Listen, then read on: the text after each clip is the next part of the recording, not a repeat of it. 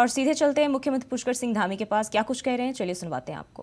मलबा आ गया, वो काम नहीं चल पाया, फिर पाइप डालने का काम शुरू किया गया। पाइप भी कुछ देर तक गया, उसके बाद रुक गया। कोई रास्ते में बड़ा हार्ड रॉक आ गया, फिर पाइप नहीं गया। फिर हमारे प्रधानमंत्री जी ने वहां से, इंदौर से और हैदराबाद से दुनिया की सबसे लेटेस्ट जो मशीन होती है, जो आगे चलती है और पीछे से पाइप को पुश किया जाता है, ऑगर मशीन, वो ऑगर मशीन मंगाई गई। वो ऑगर मशीन भी बीच में टूट गई, फंस गई। कभी 21 मीटर में फंस गई, उसके बाद 34 मीटर में फंस गई, फिर 38 मीटर में फंस गई, और फिर जब चली 48 मीटर में पहुंच गई। और हम सबको लगने लगा कि अब ये कुछ घंटों बाद टनल के आर पार हो जाएगी। और मैंने जब उन मजदूर भाइयों से अंदर बात करी और मैंने उनसे कहा, चूंकि ऐसा लग रहा था कि कुछ 10-12 घंटे में हम पार हो जाएंगे, लेकिन मैंने उनको कहा एक दिन बाद मुझे लगता है कि आप लोग बाहर आ जाओगे। और जब मशीन को आगे खिसकाने लगे तो मशीन पूरी तरह से टूट गई और अंदर फंस गई। आगे से पाइप भी मुड़ गया।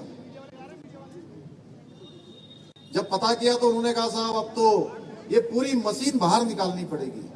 तो मशीन बाहर निकालने में कितना टाइम लगेगा? बोले कम से कम 3 दिन 4 दिन लगेंगे।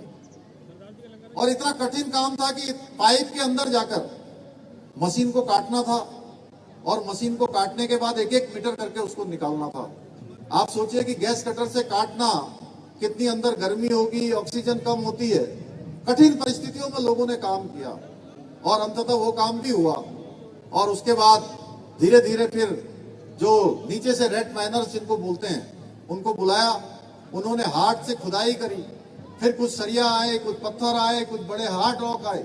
उन सबको हटाते हुए अंततः वो पाइप जो है शाम को लगभग 8 बजे आर पार हो गया भाइयों बहनों।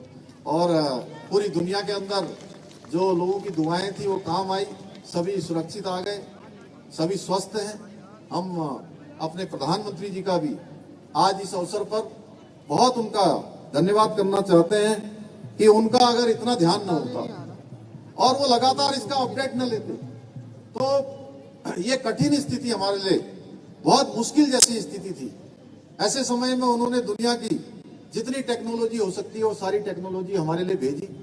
उसके कारण से हम सफल हो पाए। मैं आज आप सबके माध्यम से एक एक व्यक्ति को जो आज इस रेस्क्यू ऑपरेशन में लगा था, क्योंकि इससे बड़ा कुछ नहीं हो सकता, मैं उस रेस्क्यू ऑपरेशन के बाद पहले किसी सार्वजनिक कार्यक्रम में आप सबके बीच में आया हूं, तो मुझे लगा कि जरूर आपके मन में भी होगा कि जिसकी खबर पूरी देश दुनिया के अंदर हो रही है उसकी जानकारी आप तक पहुंचानी चाहिए। इसलिए मैंने आप सबके समक्ष ये बात रखी। मैं प्रधानमंत्री जी का और एक एक लगे हुए व्यक्ति का, सभी संस्थाओं का, भारत सरकार का, राज्य सरकार के सभी हमारे सैनिकों का, विभिन्न एजेंसियों का, सबका धन्यवाद करता हूं। भाइयों बहनों, आज ये बड़ा सुंदर कार्यक्रम यहाँ पर आयोजित किया गया।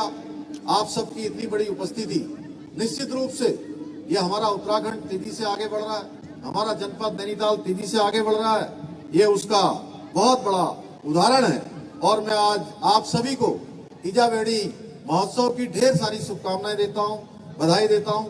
आप सब जानते हैं कि हमारा जो प्रदेश है इसमें हमारी माताओं बहनों का, हमारी ईजा बेड़ी, इनका बहुत बड़ा योगदान है। बुलेटिन में फिलहाल के लिए बस इतना ही। खबरों के लिए बने रहिए इंडिया वॉइस के साथ।